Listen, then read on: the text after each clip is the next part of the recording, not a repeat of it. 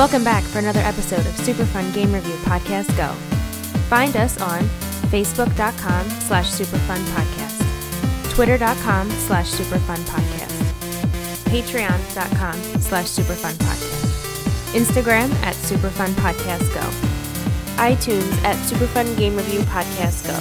Thanks and enjoy the show.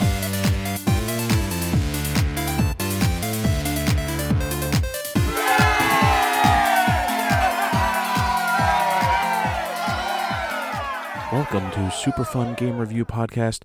Go. All right, guys. Tonight, we are going to be talking about Detroit Become Human. Ooh. All right, and tonight, I am joined by Harry. Perkins, you fucking cocksucker. And just myself. Please, for the love of God, if we ever get androids, could we not try to just fuck them constantly? This was my game of 2018 that I was like looking forward to, like nothing else. Me too. Well, this is the first half of the year that I was like really looking forward to this. There's some other stuff coming out in like there's going to be stuff announced at E3 and shit like that I'm going to be interested in. But this game has been on my radar for a really long time. No, I will say, like, ever since I think the first Walking Dead Telltale game, yes, like I gravitate towards games like this. Like I loved Heavy Rain. I loved Until Dawn. Like I've played numerous amounts of the Telltale games themselves, like the Game of Thrones one, The Wolf Among Us, and The Walking Dead 1 and 2. Like, this type of game, like, calls to me. And I play it for the story, not so much the gameplay. That's always, like, the focal point when they develop games like this, and that's why it really jumps out to me. Me too. It's the exact same reason.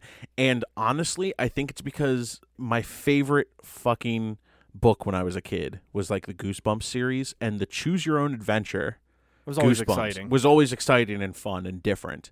And R.L. Stein, you son of a bitch. Yeah, you son of a bitch. But no, when you think about it, I mean, the people making these games grew up with those books too. I've always felt that is something that made me gravitate towards the genre as a whole, like the, story-based decision-making games where your focus is the story and not so much the gameplay. Yeah, it's basically boils down to, like, what's greater than an awesome story, but to actually contribute to that awesome story and decide where the plot heads. Right, exactly. All right, let's hop into development since that was initial impressions. Game development. Okay, cool. So I'm going to go down some bullet points here. You're going to go down on some bullet points here? So, developed by Quantic Dream and published by Sony. It was produced by Sony. Yes, it was produced by Sony. So if you're not familiar with Quantic Dream, they also did Heavy Rain and Beyond Two Souls, I believe it was. I never played Beyond Two Souls. I own it. Just haven't gotten around to it, but I'm a huge fan of Heavy Rain. Huge fan of that game. I loved Heavy Rain. Jason? Jason? And I know we're releasing this... Jason! We are releasing this episode quite quickly, but I still want to mention for people that listen to our backlog of episodes, it is released on May 25th of 2018. Yes, and since we're not too far in, I'd like to throw this big out there. Spoilers. Like, we don't do the normal turnaround on games like this. We usually talk about games that are either a few years old or a few months old. This is going to be hot, fresh takes. So there's going to be hot. Feel that sizzle. All right, so yeah, prepare yourselves. There's going to be rampant spoilers ahead. We're going to be discussing the endings, things of that nature. The whole creation of this game was based off of a tech demo. It was based off tech demo. It was based on a tech demo from 2012. Kara, exactly. And lo and behold, boom, Kara.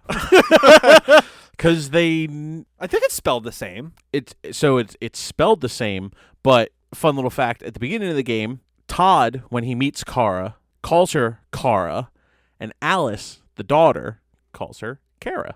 So I didn't pick up on that, actually. Yeah. Okay, so they needed to employ hundreds of actors, and they picked them in Los Angeles, London, and Paris. Now, they took 250 actors, played the entire cast of this game, but they scanned them in to play 513 roles. So if you want to go through the game and number each character in this game, you'll find a total of 513 people or different characters within this game. Yeah, ones that have speaking roles, right? It's essentially anything that has a speaking role was motion captured. So David Cage, son of Johnny Cage, wrote the script. No, so David Cage, he was the story writer for this game. It took him over 2 years to write this entire script. And they compared it to the difficulty of a Rubik's Cube. The game was delayed once. It was supposed to come out in February, and it got pushed back. They weren't really too public about why.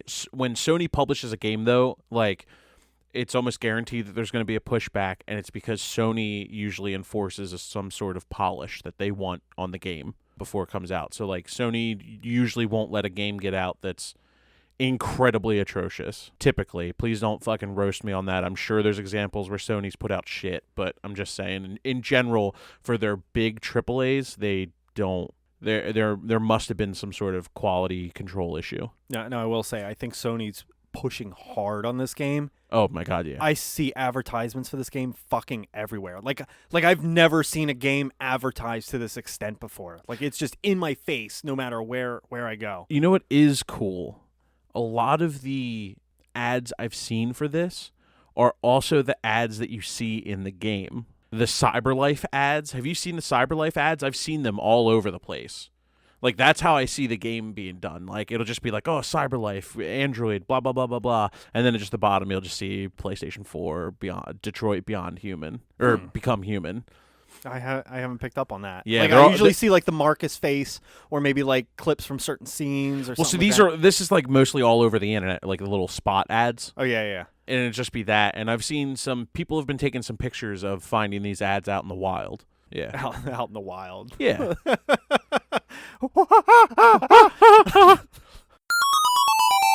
Story. All right, guys.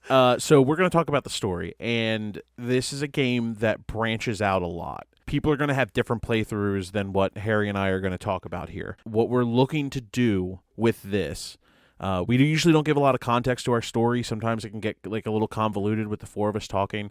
It's just me and Harry, so we have a little more. We want to have a little more structure to this because it is a branching, crazy game. So we want to cover the three main characters, and then we want to cover the three beginnings. From the three beginnings, we want to cover the general story, just like the overarching themes of what's going on with each character. And then we're going to kind of get into the nitty-gritty of what the differences were between our playthroughs, specific story points. While mentioning some of the side characters in there as well. Yeah, and then what characters were important to what people's stories and things like that. Cool. So let's jump right in. Which character do you want to start with tonight? Let's start with the first character that you play with, Connor. Connor. Okay. Yeah. So and I'm just going to throw this out there now. Connor was my favorite character. And that's and it's for a lot of reasons, but I feel like Connor, as the outside observer, he's not directly in the conflict. He's kind of observing and mopping up as things go, and he's learning kind of the condition of what's happening, which I thought was interesting because it's kind of like it's like a regular detective figure following a serial killer. It's the same idea where they're one step behind what the actual action, but they're learning more about what's going on, I feel like, than... Well, I think each character serves a purpose to this story. Oh, absolutely. And like they have different, almost different feels or different tones for the game. Yes. And different lessons to be learned from each one. So right. Okay, let's dive into Connor a little bit. Among the three main characters, which are all androids, by the way, he is, if I was to describe, like the newest model.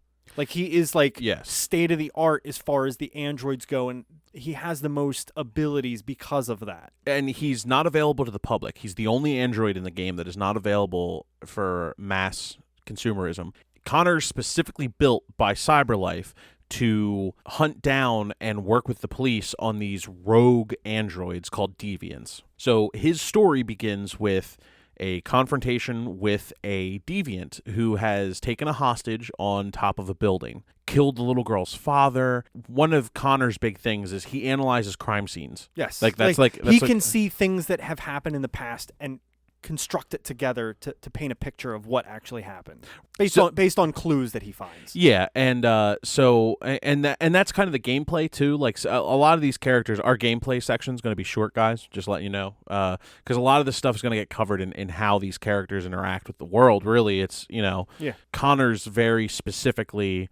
And it's important to his story how he does things, and it's mostly gameplay. So, yeah, you analyze the crime scene. You kind of figure out that, okay, this android found out that he was going to be replaced, and that set him off, which if you're just a regular machine, it should be like, oh, okay, I get that. Logically, I don't make sense anymore. This is where the whole deviant overarching story comes in. And that's the start of understanding what deviants are, and that's Connor's input into the game. You confront the android deviant. His name's Daniel. He has the hostage on the roof, and there's several different ways this scene can end. Mine personally, I investigated most of the crime scene, got a really high success rate because it gives you a success rate of the negotiation beforehand, walked out onto the balcony and started the dialogue while slowly moving towards him, ignored his request to have the helicopter leave, and then moved forward and pushed him and myself as Connor off of the building while saving the little girl. And I had a pretty similar playthrough with that, except I did every request that he asked. Like, I pulled back the snipers, I pulled back the helicopters, just because I was just trying to keep him from jumping too early or killing her too early. I thought that would be the smart play at that point in time. Right, and it's really what's interesting to me is the endings are directly affected by how close you get to him. Because if you can't get right up to the edge, you're not going to be able to save the girl unless you can convince him to just put her down. I guess he falls off the building. I almost thought he was just an NPC, or not an NPC, like a tutorial. This is how the game works. A tutorial character that this is the only time you're going to see Connor. Right. I actually thought that too, because the Connor, that first chapter is the demo for the game that came out, and where they were showing people, and there's some interesting videos online where it's every ending to that scene, and I was like, okay, so this is the throwaway. And then Connor wakes up and is talking to his, I guess, handler from CyberLife, Amanda. Mm-hmm. We'll get back into that. Let's switch gears and talk about another one of the characters, because that's starting to get into Connor's story. Cool. So let's talk about Marcus then. Okay. So Marcus I would say is like a higher mid-tier model. He's a custom model. He's as well. custom. Okay, yes. I didn't know he was custom. He was given and custom created by the creator of all of the androids, and given as a gift to Carl, who's an artist. Is that Carl's artwork in Kamsky's lobby? Yes. When you get to that? Mm-hmm. I did not know that, because I know there was points where you can investigate it. Cool little fact. Ties everything together. Yes. Later on, there's a scene where Connor is analyzing an image of Marcus without Marcus's human face on, and there's a serial number that registers Marcus as a special gift from Kamsky to Carl. And that's like the detail on the thing. There's tons of little details in this game, and it's fucking incredible. It is. So Marcus is a caretaker, more or less, for sick and old Carl. He's in a wheelchair, yes. But he's a very famous artist, and he's loved by the community. But that is not his beginning. Marcus's beginning is getting the paints and seeing the world for what it is. I mean, that's like Marcus's second act is where you see him taking care of Carl. I consider it all kind of tied into the beginning of the story. Yeah, it bounces pretty quickly back to him from that point. But it's very important there's some very important things to pick up from that first time that you take control of Marcus. Marcus goes in, and you start to see how the world is. All the cars are automatic. Androids have to stay in the back of the bus. Tons and tons and tons of humans are out of jobs. They're pissed off. They're protesting in the streets. A lot of people that probably don't own the androids are really pissed off at the androids. Yeah. Even people that own androids are somewhat pissed off at the androids. Yes. Which is, Detroit is known, like I think they picked that city because it's known for having lack of jobs for the community, and it's caused a lot of problems in that community.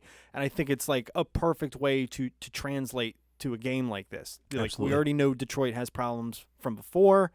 Boom, perfect city to basically post this storyline onto. Well, so that's why CyberLife picked Detroit. They saw it was cheap to start a business there. So they started a business, they launched some old factories, they got all the androids, started production there, and then it became a worldwide phenomenon. But that's why it all originated in Detroit. It was easy for them to start there. A lot of people didn't have jobs. They gave a bunch of people jobs until they had enough androids to run the things making androids, and then they got rid of all the people.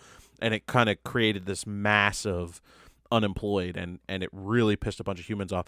When I was playing that scene where you're walking through that like kind of plaza where the paint shop is, did you get confronted by any of the protesters? I didn't get confronted, no. Oh. But I witnessed some gentleman doing his hate speech to a group of people. Like, I saw the way people were talking to the androids. Like, I picked up on, like, they're really building the world at this point to kind of give you a glimpse into the fundamentals of what's going on in this world during this chapter. So if you walk by the protesters on the other side of the plaza as you're going towards the bus, like if you don't walk back out to the sidewalk and go, and you walk through the group of people, you get stopped by a group of humans and they beat the shit out of Marcus. Oh, shit. Yeah, they kick him on the ground, they fuck up his clothes and stuff. It's actually pretty crazy. Like, they beat him up, and then a cop finally pushes him off and is like, look, back off. And they're like, the one protester's like, oh yeah, like you're gonna defend this fucking plastic piece of shit. What's gonna happen when they replace you? Like, talking to the cop, and the cop's just like, get out of here. So then you get on the back of the bus. Yeah, which is big, dating back to civil rights. Essentially, Marcus is actually in a lovable enough home. And he is a caretaker for Carl, but Carl is always trying to push the limits of Marcus and trying to actually open up his mind. Like, typically they're used as tools, but Carl looks at him as, is there somebody in there, and what can I do to trigger that? And he actually gives Marcus the opportunity, try your hand at art. And then he does like a sketch, and he's like, no, don't do it like a computer would. Reach deep inside, and what are your emotions get you to paint? I loved that. There's actually a scene before that I'd like to quote as well. Yeah, sure. But we'll talk about the painting since you brought it up. When he is telling him to paint, oh great, that's a picture perfect of what you see. He's like, but that's not art. That's just a copy. He's like, I want you to close your eyes, and I want you to I want you to paint what first comes to your head. And it's all decision-based, so you can get different paintings. My painting was half a picture of Marcus's face, and then the bottom half was actually like blue blood and the android pieces of underneath, and it was just covered in blood. And it was like human at the top, and then the whole bottom, it looked like a piece of paper ripped in half. Interesting. It was really cool. No, mine turned out like just like all colors of the rainbow facial portrait of Marcus, but with like no like smile or anything, just straight faced. Okay, but I wanted to talk about this quote, which I also thought was really fascinating. And this is again Carl pushing the boundaries of Marcus. He gives Marcus free time to do whatever he wants. You're right. So what did you do during that scene? I played the piano. So did I. I played the piano, and I played the enigmatic. Also, did you know there's different pressures? You can tap or you can swipe to play a double key, and it plays it differently. See, I didn't know that. I mean, I know you can change the speed based on how quickly you would tap the So the touchpad. Like certain parts of the song, I'd tap it really fast to get, and then other parts I'd play it really slow. Right. So, but then there's this really powerful scene where Carl tells Marcus that once he passes, Marcus will have to make his own choices and not be told what to do, and that he has more humanity in him than most humans. It gave me goosebumps because it was this moment where you see what Carl actually sees in Marcus. He sees him as, look, I'm going to give you free will. I'm not going to give you to somebody else. You're going to be able to go make your own decisions. And I thought that was just an incredible scene. I felt bad about how that whole thing got resolved for me personally with the rest of Marcus's beginning. True. And there's let's a little talk about after the painting, like what happens. True. Yeah, there is a little foreshadowing early on. A little bit, yeah. Because he mentions, like, listen, you're going to have to make your own decisions someday. I'm not always going to be there to take care of you. Right. And you could see the health wasn't the greatest for Carl at this point in the game. Right. So they come back one evening from it was an art. Yeah. Real quick. After you're done the painting, though, Carl's biological son, human son, comes in and is kind of jittery and demands money from Carl. And Carl's like, I'm not going to give you any money. Why would I do that?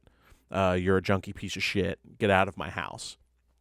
And he has a problem with Marcus then. So, as to what you were saying. Yeah, they come home from I guess it was an art expo. Yes. One evening where he was kind of featured and got to speak to his Carl fans. hated it. Yeah, Carl hated it. I remember that. They go to have a drink in the other room. They notice Yes. the light is on in the art studio. So you then proceed to the art studio, having call in the police to find your junkie son in the art studio. And he's collecting paintings to try to sell and make some money for his drug habits. There's a confrontation, which then results in what was his son's name? Was it Leo? Leo. Leo starts getting a little testy and violent, starts pushing Marcus, where Carl says, "Don't defend yourself." Yes. And as Leo is pushing Marcus, you could see the blips show up on the screen. This isn't fair. I should be defending myself. It's where the deviancy starts. Yes. And then he basically breaks out of his shell, out of the parameters of his programming, more or less. And it's not just done. It's done in a very metaphorical sense of you seeing this wall and you're beating through it. The same art as the reconstructions that Connor does, by True. the way. Yes. But then you have the instance of either pushing Leo or resisting and just taking the abuse. But either way, you are now a liberated robot, essentially. What did you do? I played out both scenes because this is when I went back. All right, cover resist because I pushed him. You pushed him. Yes. So if you resist, Carl starts panicking even more, has a heart attack, and he dies. And then what happens is the police run into the room. Leo points at Marcus and says, "He did it." And then he gets shot. Is that what you did your first playthrough? That was what I did my first playthrough. Oh. I wanted to be obedient to Carl because Carl was not a bad guy at all. So why would I go against Carl's wishes? So I decided to be rebellious and I pushed Leo, instantly killing him. He pushes him. He hits the thing that lifts Carl up to paint. He snaps his neck. Carl's super upset. However, he tells Marcus, he's like, "Look, you need to run. You need to go." And he puts his finger up and he's like pointing like, "Marcus, you need to go."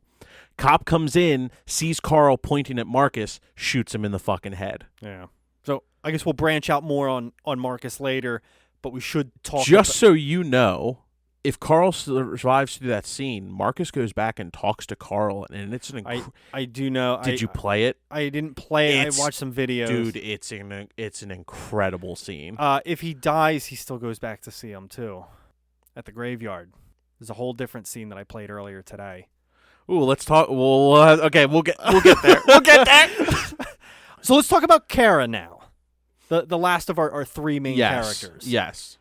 She is a budget model, to say the least. She doesn't have any, like, okay, so the one thing I did want to mention about Marcus before we move on to him, he can foresee future actions, more or less. He has this ability to kind of gauge, hey, if I was to do this, what would the outcome be? If I can do this, what would the outcome be? He's a probability machine. Yes, essentially. Kara doesn't have either what Connor or Marcus does. She's like a low-budget model, just like a general caretaker of the home. Yes. Kara has a unique ability, though. Connor can reconstruct past events, Marcus can see outcomes of future events, and Kara can't even tell Alice is an android. Boom. Yes, that's true. Also, what I wanted to say about that is Kara has an ability to conceal herself a lot better than Connor or Marcus. Are you talking in the sense of disguising her hair? Yes. She's the only android that can change her appearance, and because of that, she's also the only android that hides ever. Really? Yeah, she's the one that does all the hiding. Like, it's this weird, like, I mean, I wouldn't say it's an ability, but, like, she can change her appearance more so than the other two, or at least that we saw, and she hides. Like, that's, like, her off gameplay mechanic is she hides. Connor reconstructs crime scenes and does all the clues investigations, and Marcus does the Probability precog test. shit, Yeah. probability testing. So we basically pick up with Kara at the store. Right. She was put back together for some unknown reason. And had her memory reset. Yes. A little So foreshadowing here. yeah, a little bit. So you find out her owner is named Todd, and they travel back to his home to find that he also has a daughter at the house. Now you quickly find out that Todd is a bit of a scumbag. Yeah, scumbag is like a small way that I would describe that. I mean, you walk. He's actually a piece of shit. So you walk into like this really dumpy home. He's doing this new drug in this universe called red ice. Red ice. Thank you. And he starts smoking up like 5 minutes into the house. Yep.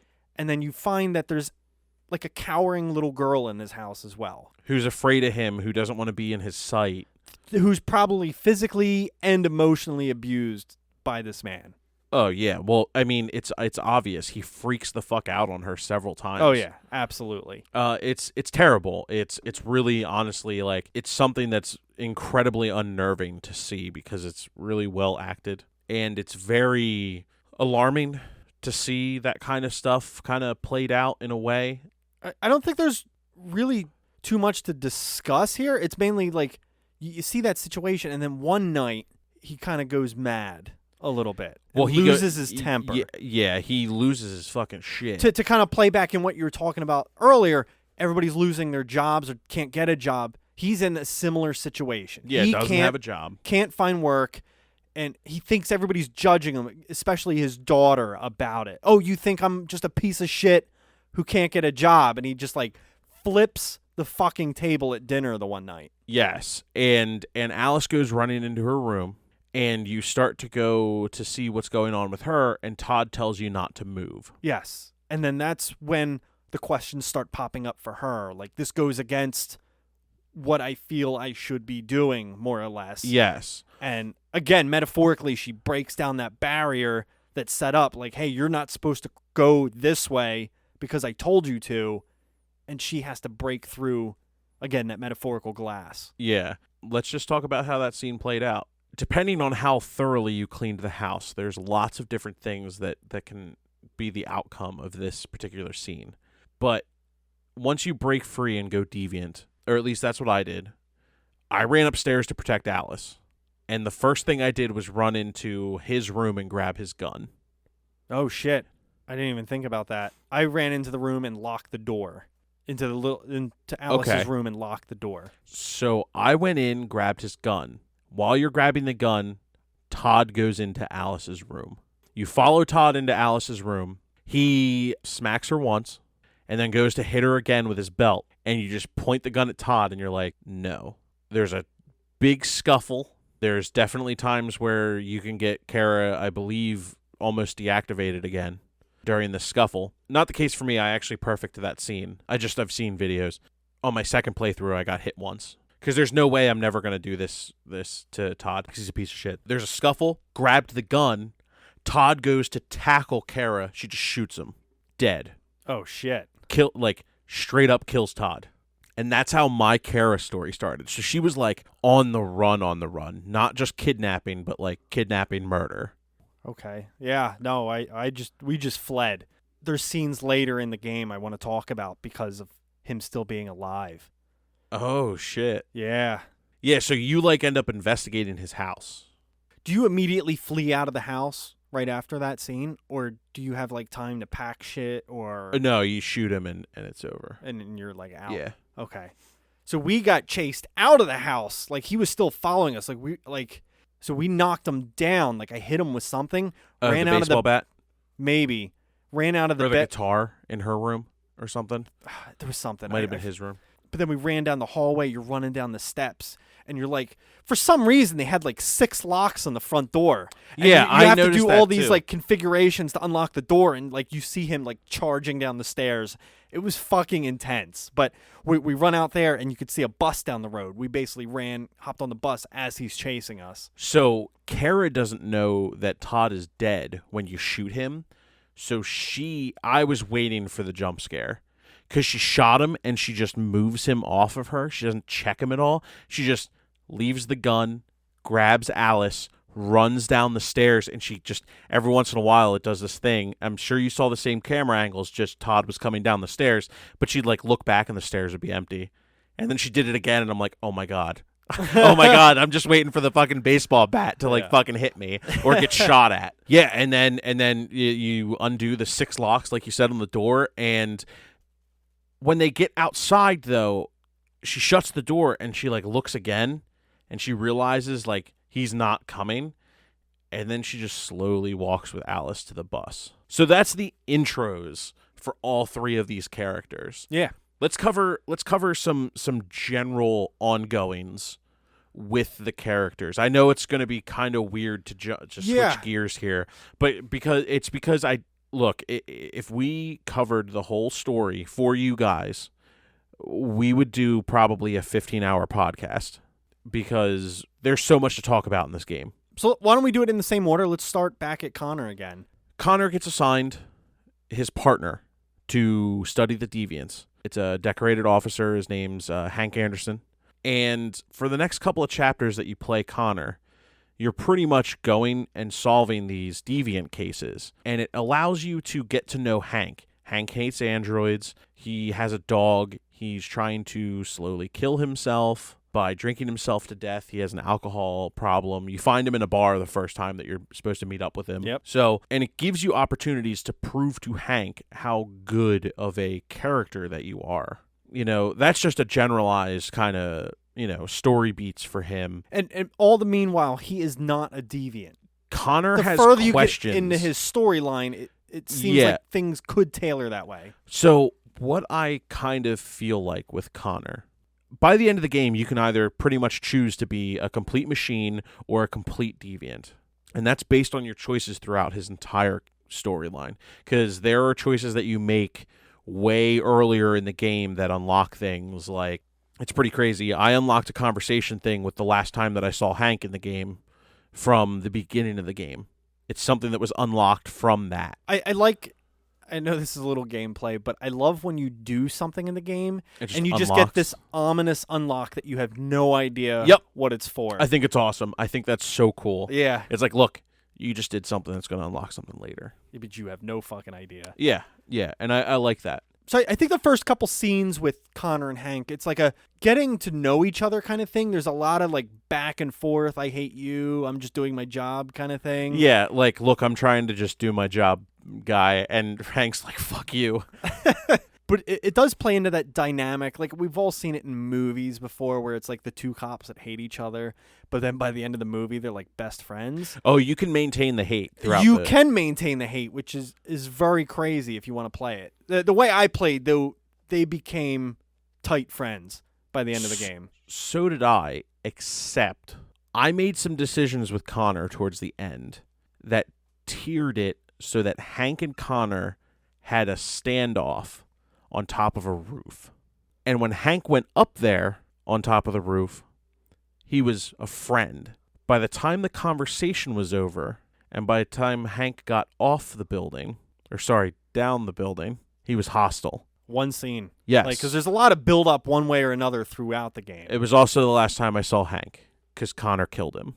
Oh, well, that's a thing. So the first couple main scenes, you're basically investigating 3 different crime scenes. you basically do a bunch of clues to solve where they're hiding. Spoiler alert, the first two are hiding in the fucking attic. Always the attic. Always the Always attic. check the attic. It's funny, too, because I was playing this entire game with Leanne, and when we were investigating the third crime scene, she was like, do we have to do all this? Just check up in the fucking attic. Like, it was funny. So the first one you end up typically finding, unless you really suck at this game, you're going to find the guy up in the attic. So you basically just give up that first one. The cops take him away and take him to the station. The second scene you investigate, what's actually cool too, it's a room full of pigeons. Like an insane amount of pigeons. Like 300 some pigeons in this one little apartment. And you find the deviant there and you go on this crazy chase scene, which looked amazing. I thought that chase scene was so fucking cool. It's one of the best action sequences in the game. Yeah, and you're chasing them like on train cars, through these like gardens, through a park. Like, it's just insane. But it ends up where you have to make one big decision. The deviant bumps into Hank, throwing him off a building, and you have to decide whether to pull up Hank or continue chasing after the deviant. What'd you do? I picked up Hank. So did I. I was Team Hank all the way with this game. I was too. So that decision basically either boosts your friendship or lowers your friendship. Right. Whether or not, because as the story progresses, Hank wants to see more than just an android in Connor. Like, Yes. he's like begging for it to come out to kind of quell some of his own problems with androids, which you find out later in the game. So the next scene, you're at a nightclub and you eventually track down potentially these like stripper androids. They're not strippers. They're sex slaves. All right, sex slaves. And you get to this room and it basically, there's a scuffle. You see that they're holding hands and they're trying to escape. These two female androids. Right. There's two deviants. Another big decision here. The one charges you and you can either shoot her or let it be. What'd you do? I panicked. So did I. And I shot her. So did I. Hank is not a fan of that at all. No, he's really bummed about that. He's like, because that's the first time he sees real humanity. yeah. And that, I feel like, what's the next like big scene after that? Probably the park. Or no, his house. Hank's house. Hank's house. Yes, where you have. Wait, no. Hank's house is before that. You pick him up to take him to the Eden Club. Oh, you're right. Well, it's You another find big scene. You find the gun. You realize that he's suicidal. You find out about his son. You can see like pictures of his son. If you don't know the name of his dog, the dog like freaks out on you a little bit. Yeah. Huge clues. If you want a really good ending to this game, you need to pick up that his dog, his name is Sumo, and you need to find out the name of his son. So you finally get clues about, well, I guess it's when you read the serial. That's how I got my lead, reading the serial number off of Marcus's face. Yes. In the protest video. Yes. It led us to Kamsky's house.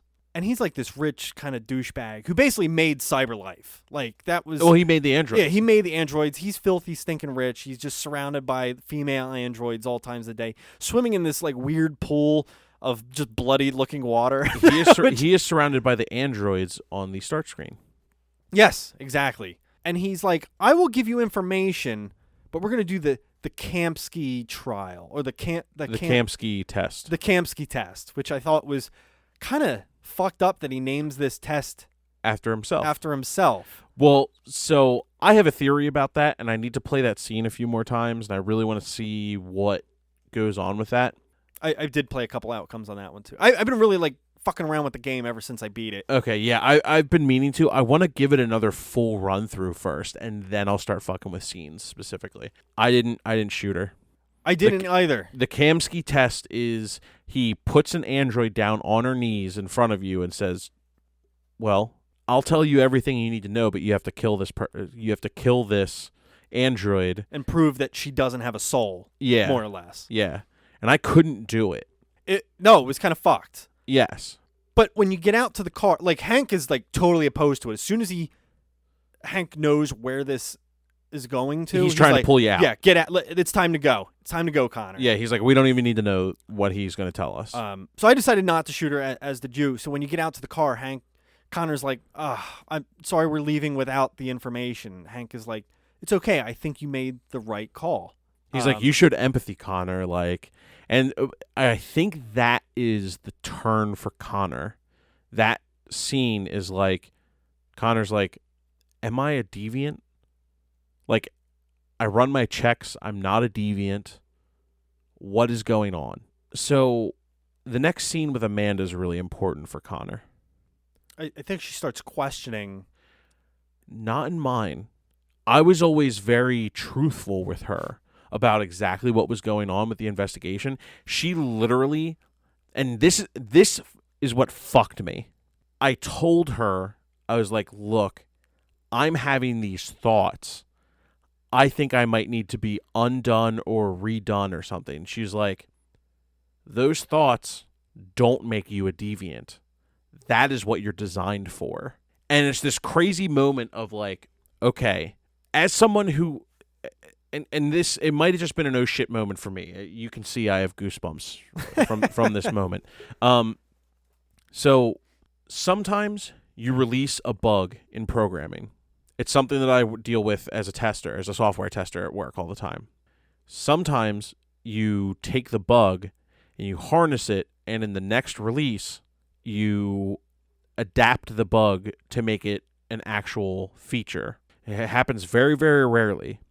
But this is how I ended the game thinking of Connor. I thought Connor was a deviant from the beginning. And I think they took the bug that I think they figured out, or what they thought was what was making deviance, which was this free thought.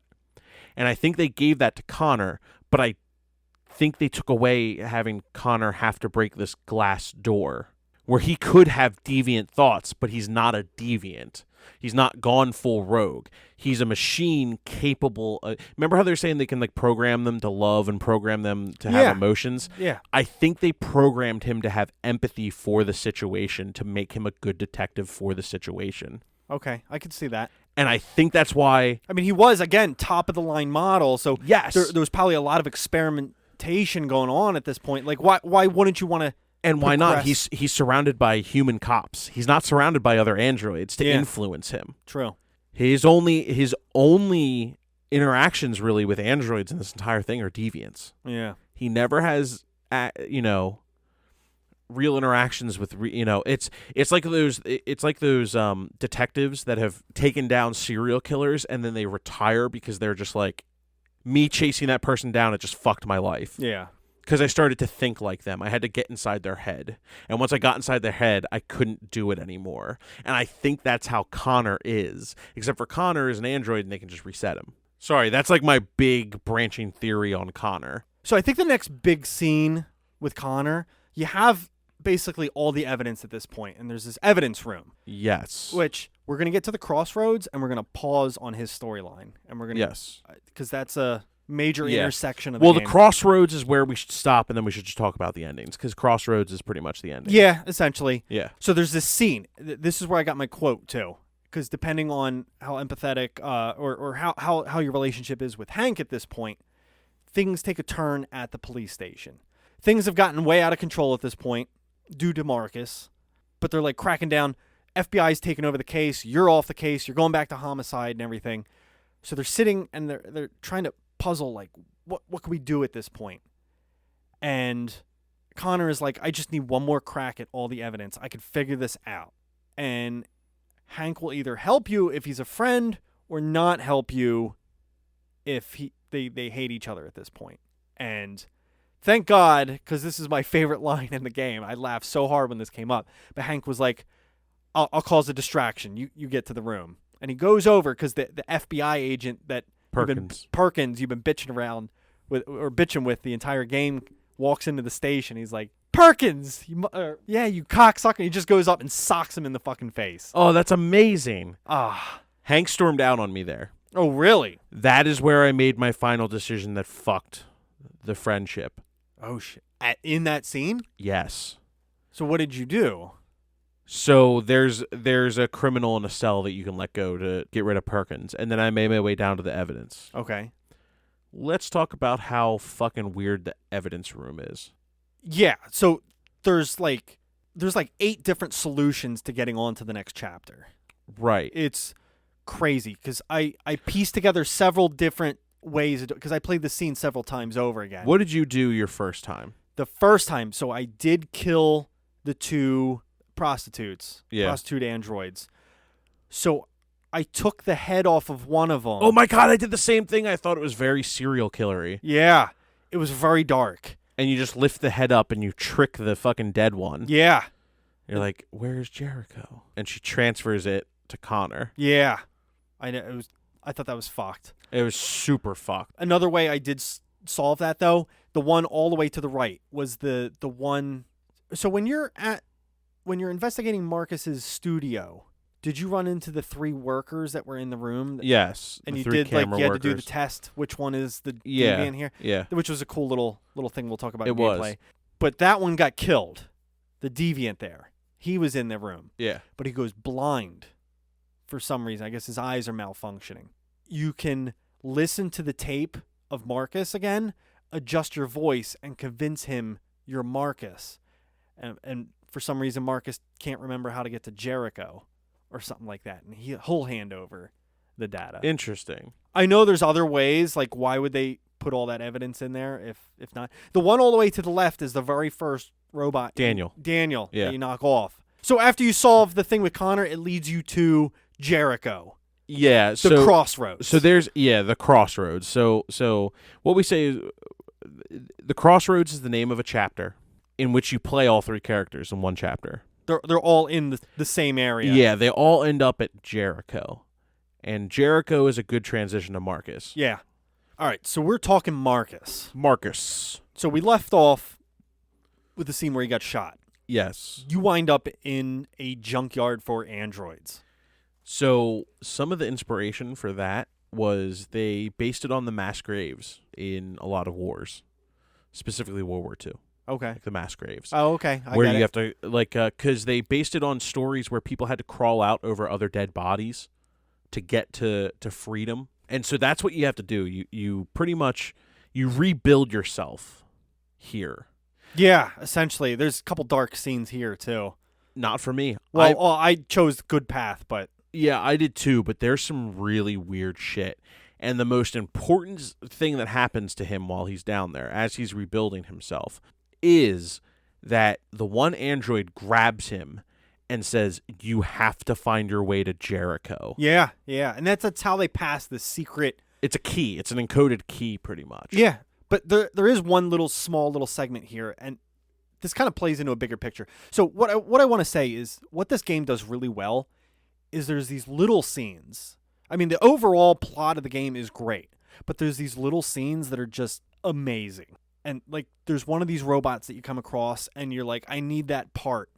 And you go to reach for the part, and she just pops up, and she's like, I don't want to die.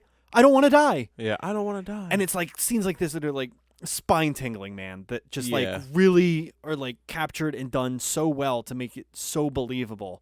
And you could go dark or the good route on any one of these scenes, but yeah, but just that they put it in there, just wow, just blows my mind every time. There's a couple of those that I'm going to sprinkle in as we discuss this tonight, but I guess you get all your pieces after a while, crawl out of this pit, and then he heads basically off to find what Jericho is all about. And the androids did it in a very clever way. They left it so only androids could follow this path.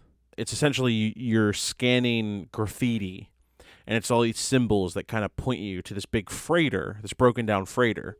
And there's the androids who are just hiding. So once you get there, you kind of see the plight of Jericho. And that's that all the androids are dying. They're running out of supplies. They don't really have much hope. They're just like, we're just going to shut down eventually. Marcus pretty much says, fuck that. Yeah, essentially. And let's go steal some supplies. And I think you discover the big characters in Marcus's storyline here. Yes. So Carl was one of them, but the ongoing big characters are Simon, Josh, and North. Yes. In Marcus's storyline, you go steal parts. You have the option then to not only steal a few parts, but then steal an entire truck's worth of parts. Once you do that, you bring all the stuff back. Hold on, let's talk about that scene real quick. Okay. This is where my Marcus storyline started going really bad. Oh, okay. We went to get the parts. We discovered a security guard named John Yes. who we got to become deviant in the process of stealing. Yeah. He led us to the truckload. So I went to go get the key card.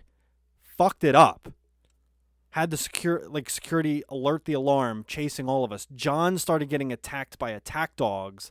I went back to save him, and then a dog got me. Next thing you know, you wake up back in Jericho. They said, hey, we got you out. John is dead. He got mauled to death by the dogs, and we couldn't take all the supplies.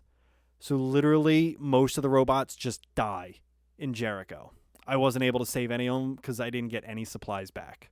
Wow. I managed to steal the truck and get out of there with like full supplies. I went back and played again, and I've seen how that miraculously changes the outlook on Jericho. It's huge. Everyone's like, fuck yeah, let's go. Like, Jericho becomes on your side. I think that's the first time you can get leader status. Simon just pretty much follows you. He doesn't care about too many things. No, he's kind of like the blind follower who doesn't care either way. Josh is peaceful protest. And North is pro-aggressive, violent protest. Yes. Marcus's next step is, okay, we need to go make a name for ourselves, and we need to start recruitment. So this is actually a really cool scene. It's very Bondy kind of espionage type shit. You basically break into this building, go up to the top floor, crack into this movie studio, and it's this whole process along the way that they pre-planned out. So it's funny, too, because they were talking about, like, hey, let's plan this out. And next thing you know, you're in the mission. I was like, yep. I thought there was going to be things like, hey, we picked to do this and, like, see how that plays out, or pick to... No, they just throw you right into the fucking mission. Yeah, they do, and it's pretty incredible. You get all the way to the top, you get into the TV studio, and you get to broadcast your speech, and you get to pick the speech that you give. Yeah, true. Which I thought was pretty cool. That is cool. I went mostly peaceful, and that we were alive, but we're not afraid to fight for what we need. Little neutral. A little bit more on the neutral side. I kind of went, look, we're looking for peace, but we'll fight if we have to.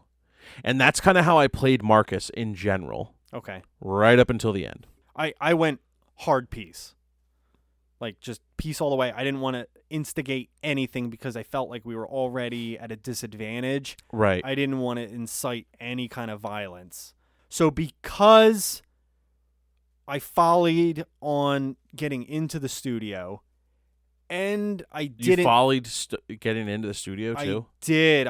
Simon got shot on the way in because I went to distract the guards, and I didn't want to pull my gun. And then they pulled out their guns, and then next thing you know, North is running up, kicking the shit out of these guys, but they get a shot off on Simon. And he gets shot in, like, the leg. Like, he's okay, but he does get shot. Damn, dude. I walked up with Marcus and knocked them both out. Yeah, I know. That's the ideal way to get in. So then the next thing, what happened is So I did kill the guy that ran. Yeah, I didn't. Because, again, I was trying to keep that peaceful notion. If I started leaving bodies all over the place, I thought that was going to nullify the entire That was the message. first death for Marcus. Okay. For me. The first of many. No, right? well, Leo.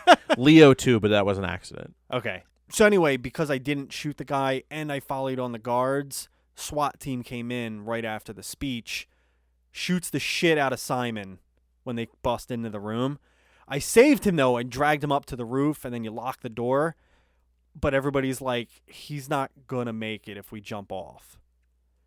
And then you have a crucial decision there. Do you leave him, but then they'll be able to tap into his memory? Or do you shoot him to prevent them being able to trace you? Oh, wow. And then I was like, I'm going to shoot him, right? So then you put up the gun to his head. And you're saying as you're putting up the gun, he's like, we have no choice. And then Simon retorts with, you always have a choice. And I was like, oh man. That's his thing. He always says that. He always says we always have a choice. And then I still pulled the trigger. Because I knew Harry. like Connor was going to come up and read his memory, and I thought that was going to be very devastating to the storyline. So for me, it went flawlessly. I got out. No one was alerted. I just got out. Let's talk about the march. So public opinion becomes a big aspect of the game at this point. Yes. Like, your actions decide how the public view your protesting. And after your little riot in the center square, you follow the crowd because you're getting chased by the police. You hear gunshots. You find out that some of the androids have been shot and killed. And then you get to decide the fate of 2 policemen. Yes. I went peaceful here. I went peaceful as well. I did not kill them. I did not we spared their lives. Even though a lot of the androids were like, we want justice kind of thing. I was like, again, it's going to nullify all of our plans and turn the public against us if we kill them. I went wreck the place, not kill everybody for that.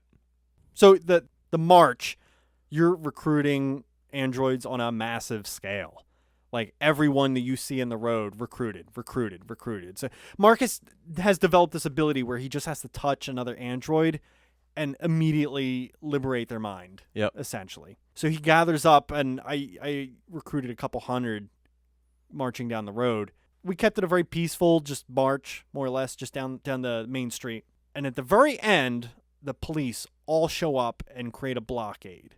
And then you have like very pivotal decisions to make at this point. You can essentially attack the police, stand your ground, or just disperse and run away. So what did you do, Harry? I stood my ground. A couple of the androids get shot. And then the prompt comes up again if you want to change what you did. Mm-hmm. And I stood my ground again. And he essentially becomes a martyr for the entire movement because the police just fucking gun him the fuck down. So I chose to march forward, the first one, not stand down and not stand still. Like actually, I started to march forward, and they shoot a few, and then they ask you again, "What do you want to do?" And I decided to march forward, continue the peaceful protest. Shoot a few more down, and Josh gets shot in the shoulder, and I was within maybe 20 yards of the riot police at that point, and they were starting to aim up on Marcus and North, and I had developed a pretty good relationship with North at that point, and I was like, charge him. So we killed all the fucking police, left with 350 survivors of androids at that point. So from here on out, you get this scene with North if you have the relationship at that point. North becomes your lover. You get lover status with North. So at that point then, I was going pretty hard vengeance. I would still... going pretty hard on North, huh? Well, yeah. So you find out that North was an android like the ones at the sex club, and she had the same MO as those. She got attacked, she lost it, strangled some guy, ran. The next scene after that is the crossroads. We'll cycle back to Kara then, Yeah. but I do want, like, a huge part of my storyline is because my Marcus died in my playthrough, Kara took over the movement. She became the new leader, and she has very violent tendencies.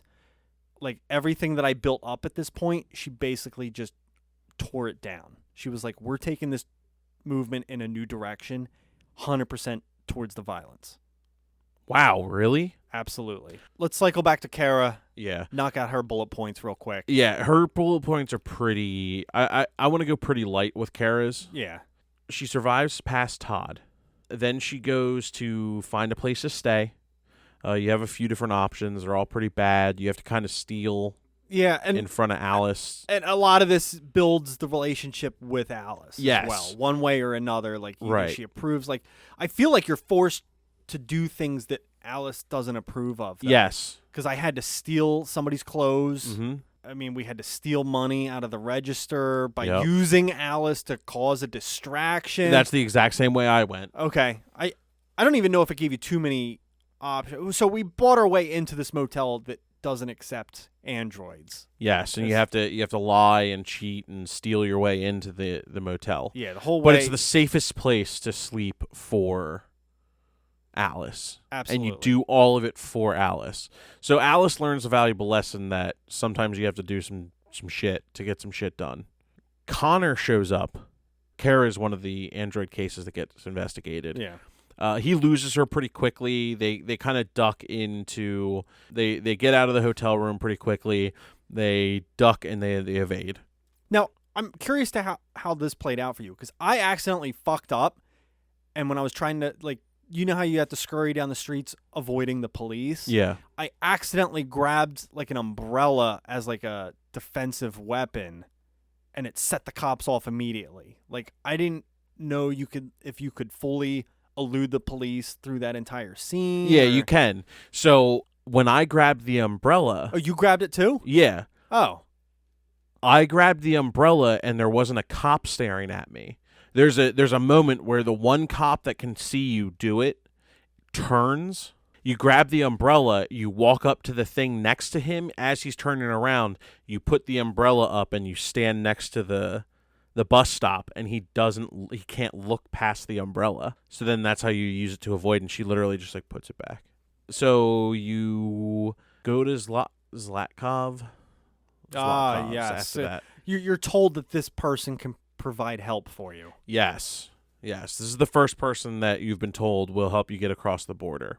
To be honest, most of this game is trying to get into Canada because their laws are different towards androids. There's no extradition for androids and things like that. So you get to Zlatkov's or Zlatko. I forget the fucking guy's name. Yeah.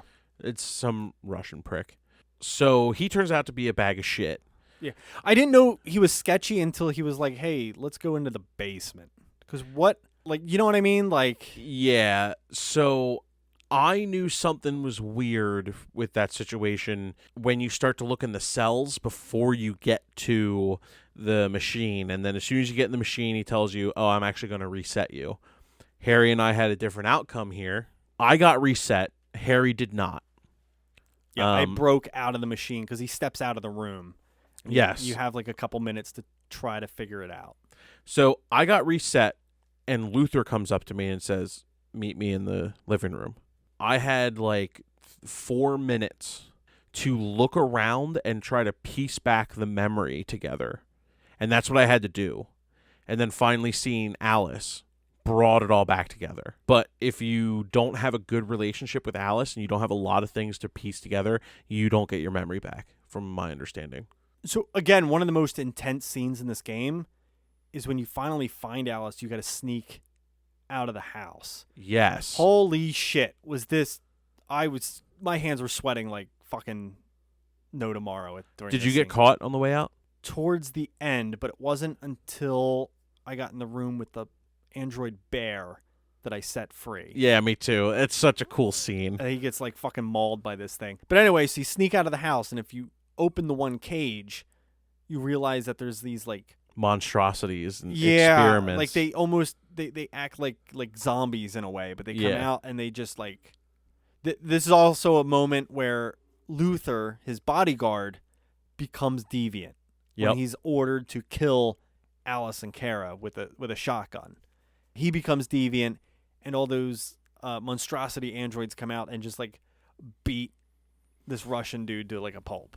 And then you're off to the amusement park. The amusement park, which not too much to say here. It was kind of a creepy place. It was super creepy. And there's a moment where you meet a character named Jerry. Yeah, I forgot. They're all named Jerry, though. Yes, they're all one hive mind. Yeah, they're like a hive mind android. They burst into the room, and it looks like a scene from fucking like just The Walking Dead, like zombies fucking pouring in, and like it gives you the option to like guard Alice or run for Luther's gun. Or you can run for the fire and grab like a torch or something like that. Oh, yeah. So you find out that they're like okay and they're peaceful, and then they let Alice go on the merry-go-round, and it's just the first time you see her smile like the entire game. Another interesting point here is Luther pulling Kara aside and being like, hey, there's something weird about Alice. So I think the next pivotal point is you go to meet Rose. So you find out like she truly can get you across the border. She's not like a scumbag Russian. What I was talking about earlier with these like key scenes that like make such an impact emotionally. There's this one scene where you're in the laundry room. I guess there was a male and a female android that were like in love. The female one just shuts down. He's like fucking devastated. Oh, yeah. He's like, what do I do? They nailed the emotions of that scene. For sure. And there's just like a handful of these scenes that just go like above and beyond, like, and just like really show the capabilities of these developers. Just, I don't know. I thought it was a fantastic, just small little 30-second segment, but just they fucking nail it. Yeah, they do. And Kara's story is heartbreaking in general. Yes. Just over and over and over again. There's just, it's emotionally draining. Kind of, yeah. When we were talking about the 3 tiers of stories, what her storyline adds is like the heartfelt moments that the other 2 don't have. Yes, because Connor's is very cold, calculated detective story. I found his to be the comic relief, to be honest. Yeah, with Hank and stuff like that. But like Marcus's is like inspiring and uprising and things like that. And I think Marcus has asked the questions of morality as well. Like and they touch on touchy subjects. I think Connor does that too. With the whole am I a deviant, am I a machine angle with him. Yeah. His is almost more of like a self-reflection. Like what does it mean to be human kind of thing. Well, Connor's the only of the 3 androids that gets the choice to become deviant. True. The other 2 were thrust into it. But not to dive away too far from Kara. We'll get through this, and I think it'll open up a lot more discussion. Yeah. The one scene that's like kind of crazy is the policeman's investigating this house. And that's another tense moment where did you hide enough of the evidence kind of thing. Yes. I had to hide a piece while he was standing in the room. I found the clothes on the dresser. Yeah. Dude, I just these like same ones for me. In. I was like, oh God. I shut the door of the blood beforehand. Yeah. Like when you have like 30 seconds before you have to open the door. Yep. I couldn't find any other evidence, but it said like hide 0 of 3, and I got 2 of the 3. I don't know what the other piece of evidence to hide was. So you have to close the door to the laundry room. That was already closed. Did you tell him to hide in the laundry room? Or did you tell him to go upstairs? I told him to go upstairs. See, I told him to go in the laundry room. They shut the door behind themselves. I told them to go upstairs. I had to go over, shut the door to the laundry room, shut the door to the blood packets, and shuffle the clothes away. Huh. That's odd then. Yeah. So that's really all about that scene. And then I guess it fast forwards to the crossroads. Yeah. Rose pretty much tells you to go to Jericho. So let's talk about the crossroads real quick, and then I guess how the rest of the game plays out. Yeah, so your and I crossroads are probably really different. True. I guess cycling back to Connor, he's there tracking down, I guess, the leader of Jericho, whether it be Marcus for you, and in my playthrough, he was tracking down North. Right. So for me, Connor confronts Marcus in the I guess captain's quarters of the ship. Yeah. And it's just kind of like a quick fight, and then the whole thing gets raided. I went deviant at that scene with Connor because I was trying to push that limit the entire game. Like certain choices you see, like in the top right hand corner, it shows deviancy, scramble, scramble, scramble. Right. So I was trying to pick those choices the entire game because I wanted him to break out of his shell. Like I wanted to do that with all 3 characters. And this was the scene where I guess North convinced him it's time to become a deviant. Like, you're one of us. Like, just break free. And then he immediately breaks free. And they're like, Connor warns him, like, hey, I know the police are coming. I think that it was a planned raid ahead of time. And they're like, what can we do? And they're like, well, we have C4 charges or demolition charges. Like, we could sink the ship. We'll be able to survive, but they'll have to flee. Yeah. So as soon as he becomes deviant, he's like, I'll go do it. And then he goes to flee to the engine room to set off the charges. Gotcha. Okay. So in mine, it was pretty similar, except for I got to play as Marcus, running around saving pretty much everybody. You have to save Josh, Simon, and North at any given time. Oh, shit. And there's some pretty badass scenes, like Marcus running and grabbing a piece of sheet metal and blocking a bunch of bullets so that 2 androids can get away. It gives you a bunch of times where it's, do you want to save those androids or do you want to just continue running? I kept saving everybody. I was like, all right, I'll just go harm's way with Marcus because I kind of wanted Connor to catch Marcus. Okay. At that point. So I was trying to slow Marcus down. Connor pretty much finds Marcus, then just gets off the boat. He confronts Marcus, realizes what Marcus is going to do, tries to stop him from blowing up the C4, and then Marcus shoots Connor, right? Oh yeah, yeah. He shoots Connor, and Connor says this isn't over. And then Marcus blows up the boat. Boat sinks. Everyone in my playthrough got away. Hardcore Jericho leader status at this point from Marcus. Kara at this time has come to Jericho. Looking for the passes to get across the border. Yeah, looking for passports. Marcus says he'll hook her up with them. He gets them for her, and she escapes with everybody when the boat starts going down. True. Not before trying to... Big part for her. Yeah. It happens in the boat. She's walking around. She sees Alice, but with the indicator light on her temple. And Luther steps up and is like, it does not matter at all that she is one of us. She needed a mother. You wanted to be a mother to her. You guys need each other to survive. You can accept it or not. This is what cued me off, too, to thinking that she might be an android. She was witnessing some kind of violence or something on the news, and she was like, why can't they just let us be? Or why are they being so violent towards us? And I was like, what do you mean us? And this was before the reveal. I forget where she said it, but I was like, well, that's a weird way to say it, but I still didn't like piece it all together. But I don't know, it was starting to like tinker around in my head, like right. Is there something more to this? You know what I mean? Right. So during that whole scuffle for Kara, let's just wrap Kara. Yeah. So during that whole like exodus, Jerry and Luther get caught by cops. You have the option to save them. You're kind of sneaking around barricades and stuff to get to the bus station. You get to the bus station with Kara. You have to steal bus tickets because they're all sold out. You get on the bus. Question. You go to Canada. Did it force your hand on the one checkpoint? Like, it was like you could take the long way, which would take like 13 minutes, or yes. take the short way. Yes. I was only down to go 11 minutes or so, and I was like, I can't go the long way. I'll miss the bus. So I had to go through that dangerous I had to checkpoint. go through the dangerous checkpoint as well. That was a nerve-wracking moment. Yes, for me too.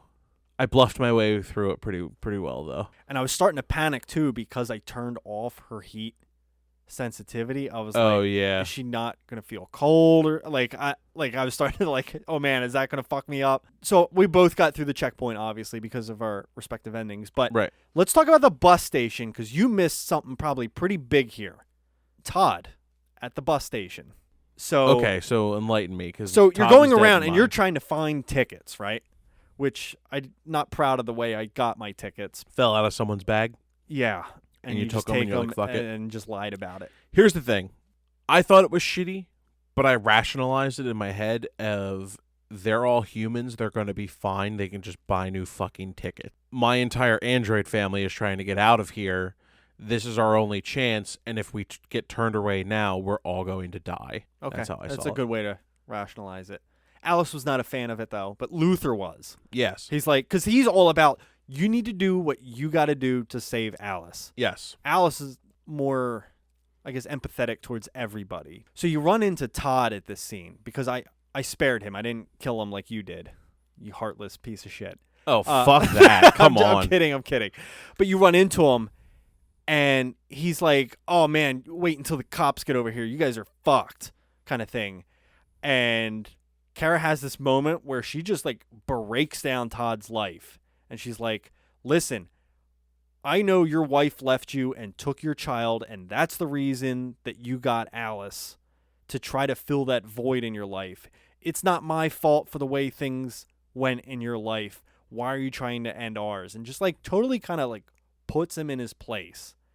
And then, like, Todd has a, like, serious breakdown at this bus station. And I thought he was going to give us tickets, but the scumbag probably didn't even have tickets to give away. But I guess he just, like, hugs them all and just, like, kind of goes on his way. Yeah, fuck that. I like my ending better for Todd. All right, fair enough. Fuck Todd. I don't know. I thought it was, like, a cool, like, I did not suspect to see him again in the story kind of thing. Fuck Todd, partially. Because it's going to start to border, in his mind, he was just abusing a machine. But it kind of comes up to this question that I have once we get done story. And when we get into gameplay, I have some philosophy questions that I want to cover. Oh. So I guess the last scene is you get to the border right before Canada, or the checkpoint right before going into Canada, and they're doing heat sensor Scans. Yes. and just killing anybody on site. And you're waiting in this very Long line that is just has all these people that you've seen. Yeah, Jerry is there. Rose is there. I mean, Luther's has a big part there too. Yeah, true. Adam, Rose's son. This is like the most tense scene, I think, for her character as well, because it's like you're waiting in a line essentially to die. If you think about it. Yeah. All it prompts you on the screen is look for sources, or look for, it said like look for a plan or something like that. Yeah. And you're just like, oh fuck. So you're having all these like last minute conversations telepathically almost with Luther and Jerry, because you're just trying not to give up your position or anything, but it's just like everybody is just like, I got your back kind of thing. Yep. And then you kind of get up to this. You can pick me to sacrifice myself. And yeah, because Luther is like, I'll sacrifice myself to get you guys through because you saved us. Jerry, same thing. Like, I would have been dead anyway kind of thing until you saved us. I mean, you can even throw Rose under the bus. So what'd you do? I sacrificed Jerry. What happened? Jerry is like, kind of gives you a nod, and then he just ran through the scanner kind of thing, and then they just gun him down in the back as he's running away. And what does Kara do? So it goes back to the screen, and the security guard is like, oh, we get him all the time kind of thing. And then he looks down at Alice, and she's like shaking, kind of scared kind of thing. And security guard's like, oh, don't worry, we'll protect you from those androids kind of thing. And he's like, why don't you guys head on through? And he doesn't even like do the scan. He's just like, crazy. So here's how mine panned out, and this is literally the last scene for Kara. I decided not to sacrifice anybody. I was like, look, I've come this far. I need to prove to myself that I can do it on my own, type of thing. I was in the head of Kara, so I get up, hand the passports in. Everything's going fine. I was like, all right, I might have fucked up. Kara and Alice and Luther are probably going to die here.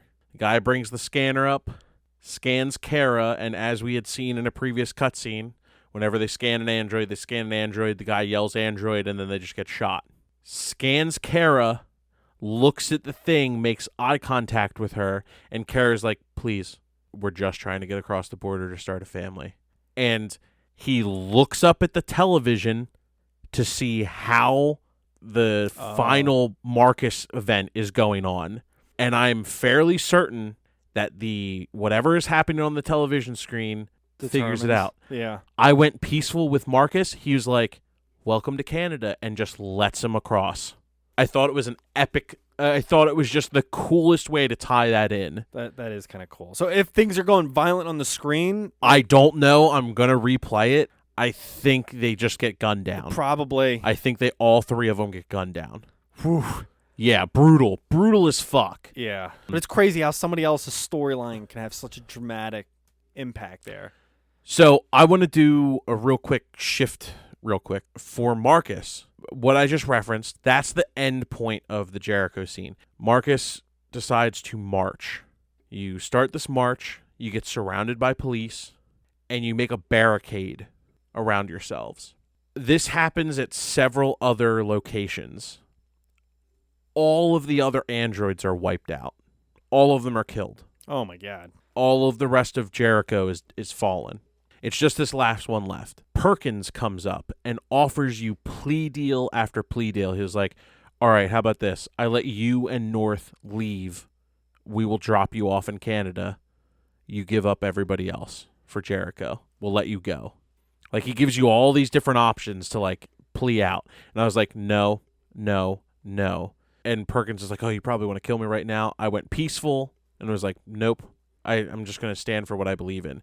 There's tons of photographers and all of these people that are watching your little standoff here with all of these, like, cops and stuff. You go back in, you pretty much tell everybody what's going on. Like, look, we have very little to do left with this.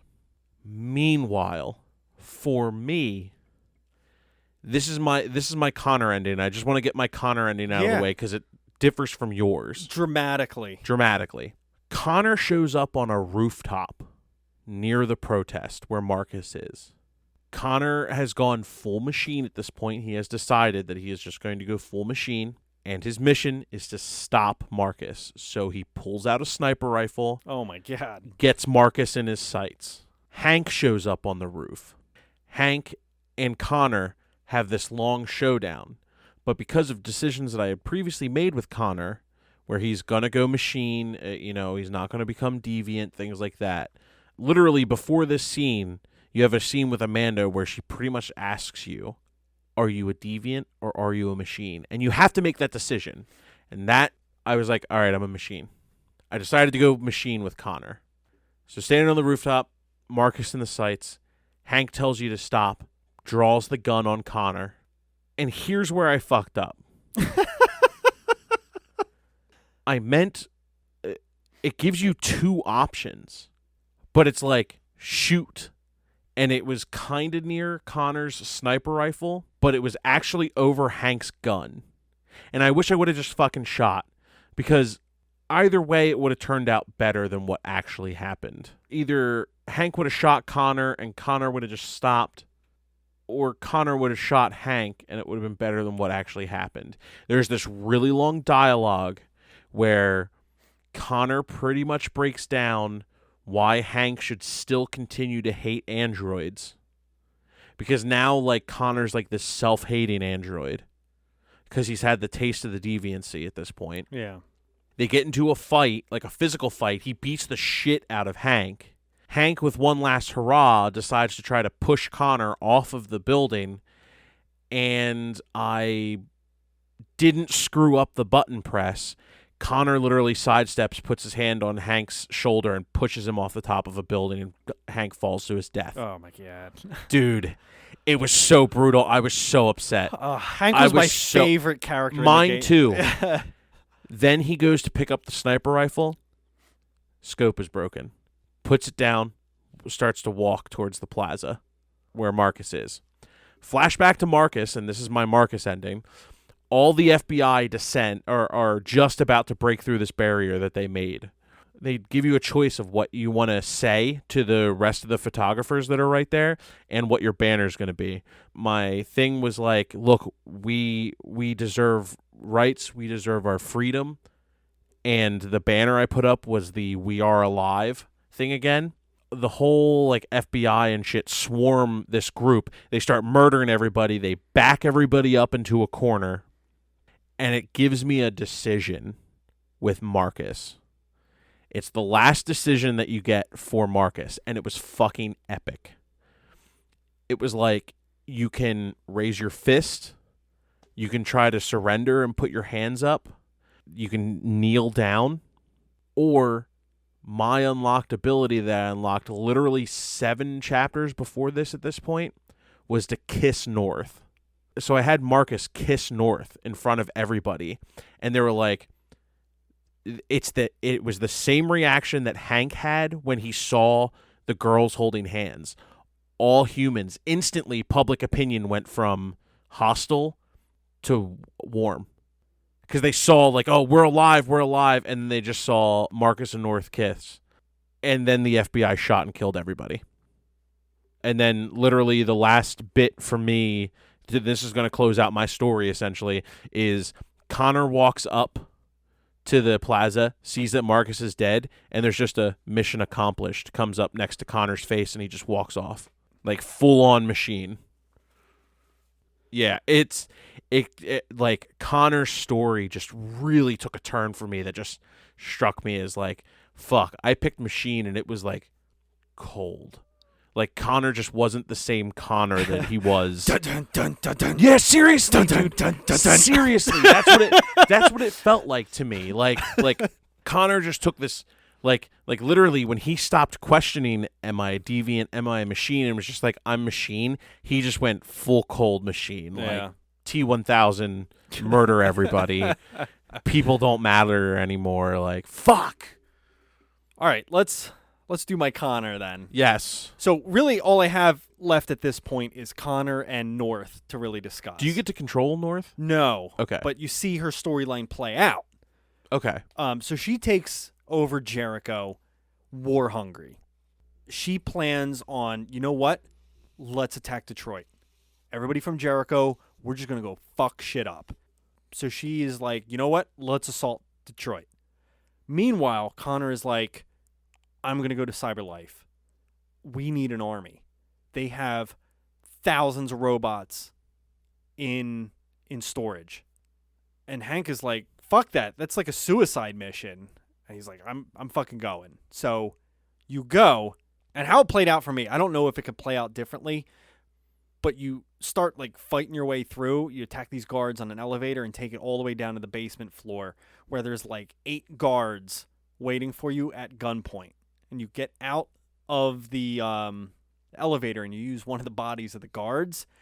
And then you just start mowing down all these guards. It's like this crazy fight scene where it's like you versus 8, and it's insane. But you get to choose the order you want to attack all the guards. So it looks one way, and it's like triangle, square, circle. And you look the other way, and it's like triangle, square, circle. Like you pick what order you're attacking everybody. It's really cool little scene that plays out. Oh, my God, I want that scene so bad. So then you kill all of them if you successfully pass that fight scene. I went Deviant Connor. And you walk among this sea of just clones of androids. And I mean, it is a massive scale of them just all just standing there filed up. And you start walking and you connect your arm with the one android and you're about to activate him. Hank strolls out at gunpoint from another Connor. They activated a new Connor and it played a trick on Hank and got him like trapped.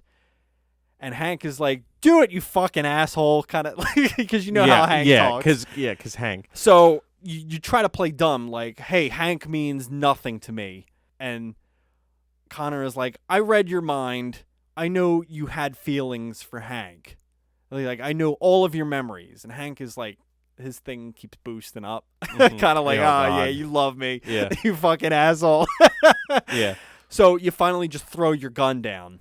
And he's like, time to put you out of your misery. And just as Connor 2, or new Connor, is about to shoot you, Hank just fucking like flips up his arm, and then it starts a scuffle where it's like Connor on Connor kind of thing. This hot android, male on male android action. So they get in this whole scuffle. So it's Terminator 3. It turns from... So my ending's like Terminator 1. Yours is like Terminator 3, Salvation or whatever. So they're fighting each other out. They both get shot because they shot one another, and then the gun slides to the foot of Hank, and then they're both standing there. And then it turns into one of those moments in a movie, like, does the good one or the bad one get shot here? And depending on how your playthrough with Hank has gone through the entire game, you have to know certain facts about... oh, wow. Certain facts about Hank that come up in a play, because... plays like, hey, ask us a question only the real Connor would know, kind of but that's scene. dumb because the other one has all the memories of the first Connor. Yeah, but he, as a deviant, he couldn't, like, only a deviant could piece certain things together. Or it's weird how... Did they explain that? I forget. I think it's the way he talks, too. Because, so they're like, what's the dog's name? And the other one answers quick. He's like, it's Sumo.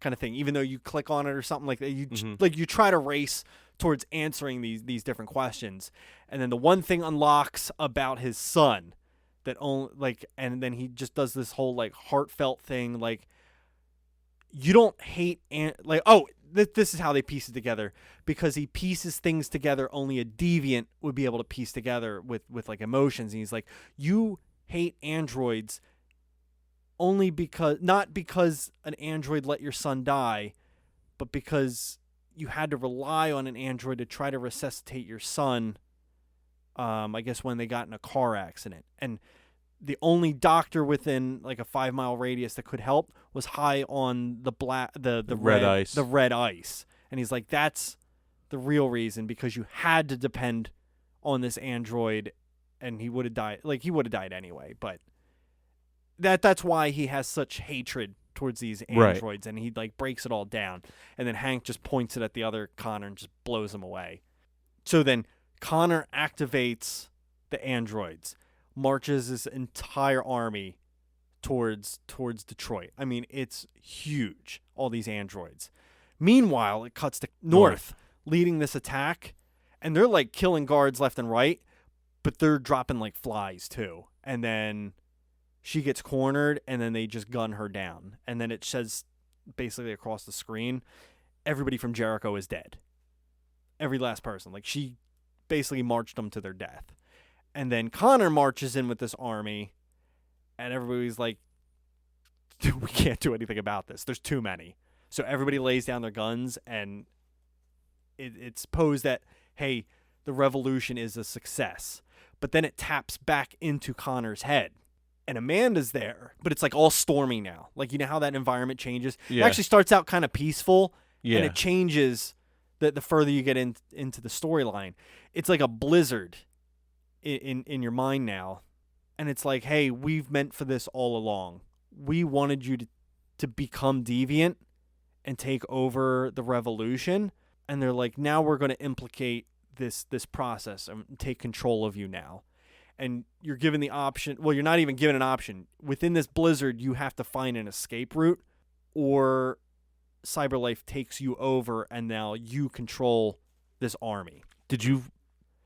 I couldn't find the escape. Oh, no. I couldn't find it soon enough, and then it just like shuts off, and Cyberlife rules this army. So now that they have, So they won. so Cyberlife it's like won. not only have the androids gain their freedom, but now they're controlled by somebody else with freedom. So you know what I mean? Like, it's like it's a darker. Now they own an army that can't be contested. Yeah. Essentially, which is really dark storyline for. So it's like Marcus helped support this army that now Cyberlife doesn't have to answer for. It's like, it's really dark, and just like played against Connor and Marcus in a way that just made them both like suckers. I need to get a better ending for Connor. Yeah. As my favorite character, I think we covered a lot of story. Yeah. They really fringe on slavery movement in this, and like So the overarching themes here are civil rights, slavery, the unemployment problem in America. It's a lot of that kind of social issues. They tackle a lot of social issues in this, and I think it's all really important narrative. Yeah. I don't think it's shallow. I think there's substance. No, there definitely is substance there, and they don't pull their punches either. No, they don't. They're very brutal about how they display some of this. Right, like I said, like androids on the back of the bus. There's a lot of allegories to some racial tensions. Yeah, definitely. I mean, it does open a lot of discussion, like what is morality? This will be an interesting gameplay. Yeah, let's get into gameplay. Going to be a little different this time. Gameplay. All right, so I want to do something a little different for gameplay. This is a mostly story-driven game, and I think a lot of the gameplay is actually what is going on in the player's mind. I thought something that was incredibly interesting for the gameplay for this is you fill out a survey the second time that you start the game. I noticed that too. The android on your screen asks you a bunch of questions, and then at the end of the game, once you've beaten it, she asks you if she can be free. I voted yes. Every time since I've turned the game on, she has not been on my menu. I let her go, and she has not come back. So, I think a lot of the gameplay of this game, it's pretty much your standard, like you're pressing a few buttons to do a few actions, and it's mostly like pick things up, put things down, examine them, Reconstruct scenes. Reconstruct scenes, precog moves, a lot of hiding and sneaking around with Kara. And that's your basic gameplay. What I thought was provoking from this game in terms of gameplay is like some of the philosophical questions that come from it. So, Harry, do you think that androids in this game were real people that deserved rights. If they were just regular androids, I would say no, but they had free thought. Once you cross that threshold, I think that categorizes you, like they said, like as a different being, a new species. It brings up it's the age-old question of, we've invented something that is evolutionarily superior to us. Is that something that actually would freak you out in the future? For me personally, I think that once an AI has sentience like that, it absolutely is a living being. It doesn't matter who created it. Even though I ended up going machine with Connor, I regret that decision. And I regretted that decision so much that I let my Android go from my main screen. And I think that stuff is really important. Another interesting thing with the gameplay that I wanted to throw out there real quick is the stats. I thought the stats were cool. You can check your friends' stats to see where they're at with their decision-making skills, and also the world stats, which I thought was interesting. Yeah. Yeah, so back to the question I asked you. See, it's something I've often thought about before. So it is scary because we're accustomed to being top of the food chain. To be second in line as a species is by something. Not only that, by something that we created. Yeah.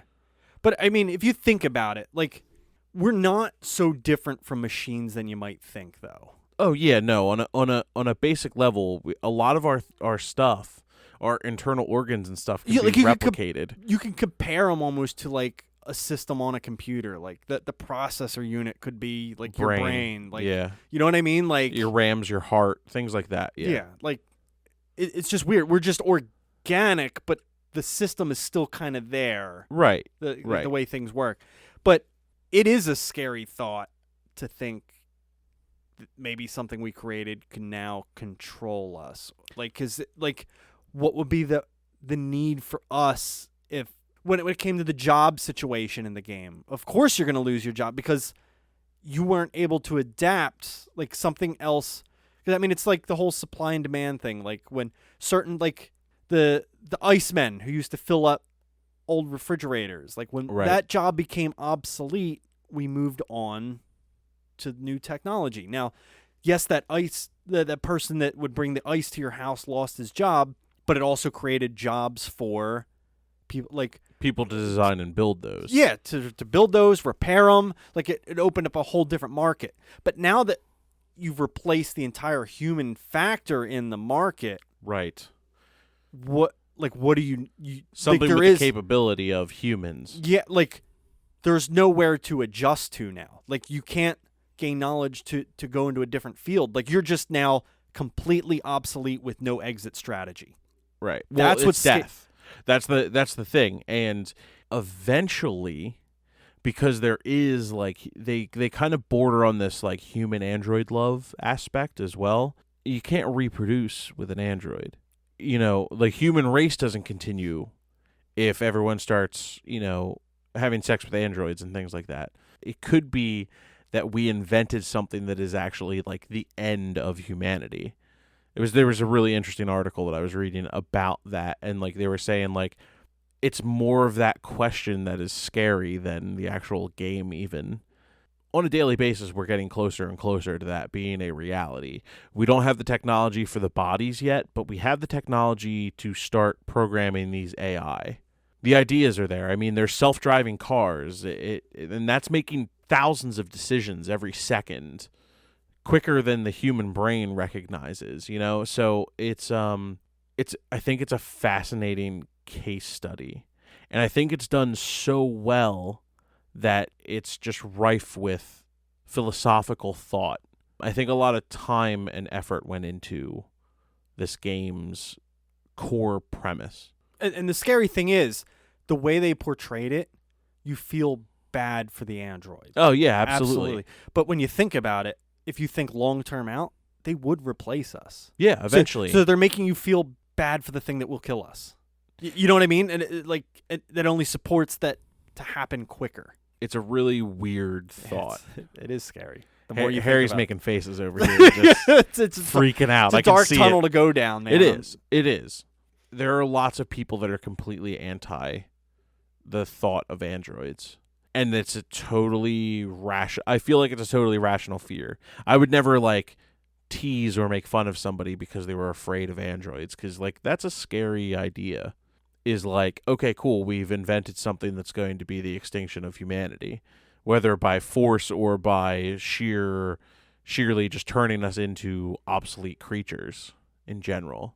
Because believe me, if we can make like real artificial honey that tasted good, like bees would be dead. Totally kidding. But yeah, I think that's the core gameplay is it makes you think about like some of these harder questions. So hitting R2 will pop up the possible actions you can click on the screen. The scans. The scans. Number one, do you think this was necessary to the game? And two, do you think it's a cheating type of system? Like, is it No. like a... No?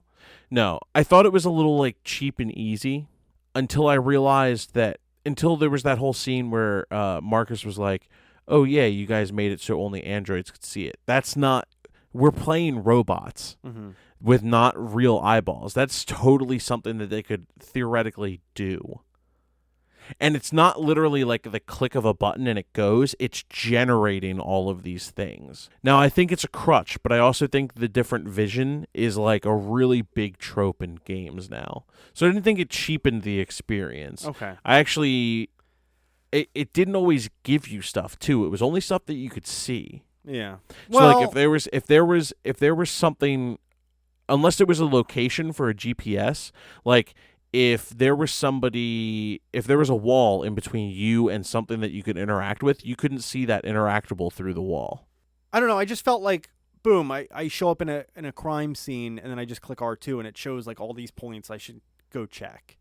I just thought it was just I don't know. To me, it felt a little on the cheap side, but I could see like this is like if you're wandering around aimlessly. Yeah, imagine how much longer some of those crime scenes are. And I agree. It's like I don't know how to feel about it, to be honest. I go back and forth between like my feelings towards that feature in the game.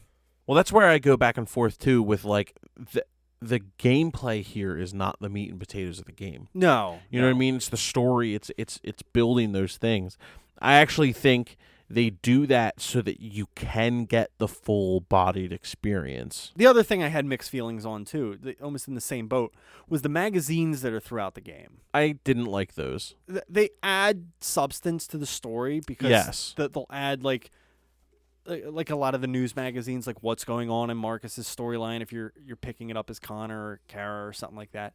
But at the same time, it's like a cheap collectible just to put in a collectible almost in the game. Like, if they wanted to put a collectible in the game, they probably could have done something a little cooler or something that adds value to the game. Well, so here's the thing, and I agree. I don't think you can make a collectible that's going to be everywhere in all of these different levels. It makes sense that you would find magazines and stuff everywhere. I think it's about the only collectible that you could expect to see on a park bench or also on the Jericho, or you know what I mean, or like, you know, why are you keep finding all these things in different weird spots? Like, because it's trash. It's not, you know what I mean? Like realistically, it's the same thing as a note in a different game. You know, move on into graphics. Yeah, I'm good. All right.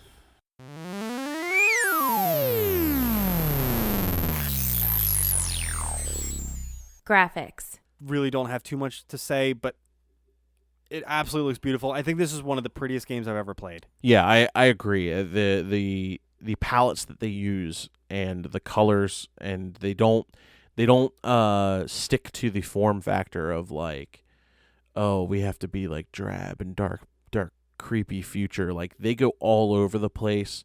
Neon signs, dark creepy fucking bars. Like, the game is gorgeous.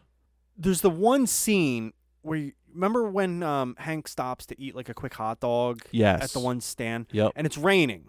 When I was walking across that road after I got out of the car, I was looking at the rain hitting the road. And this is something that I think you can gauge the graphics on in any game, is like their water effects. They like fucking nailed it in this game. They did. I was like, it almost looks like you reach out and touch it. That's how real it looked. Like I want to say when it came to the character models, they put all their work into the faces. Yeah. Because I think there was a little bit of a disparity between the head and the body. Like, they didn't put as much detail into the body. Not saying they look bad, but the heads looked borderline realistic. Especially when the Chloe that's on the main menu, it could be a real person. Yes. Yeah, it absolutely could.